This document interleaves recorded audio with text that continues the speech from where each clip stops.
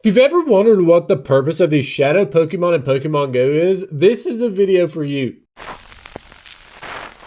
What's up, guys? Welcome to the channel. My name is Dusty, one half of Our Radiant Gaming, and if you've ever fought one of these Team Go Rocket grunts in Pokemon Go, you will know that you have the ability to catch what is called a Shadow Pokemon. The Shadow Pokemon are Pokemon that originally appeared in Pokemon Coliseum and Pokemon XD Gale of Darkness. They're Pokemon that have been altered by Team Go Rocket, and they're indicated by the glowing purple aura around them and their red eyes. But what you may not know is that these Shadow Pokemon actually go way more in depth than you realize. One thing you probably have noticed is that whenever you fight Team Go Rocket grunts or leaders, these shadow Pokemon that they use are super strong, sometimes going up into like the 6,000 or 7,000 CP range, way higher than what we can get our Pokemon to. Once you defeat one of these Go Rocket grunts or leaders and you capture the shadow Pokemon that they have, you will notice that they have a charge attack called Frustration. Unlike every other charge attack of every Pokemon you have, you can actually not change this charge attack with a TM while they are in their shadow state, unless it has been specified by a specific event. When these events do happen, it helps you get some of the best shadow Pokemon in the entire game. Some of these Pokemon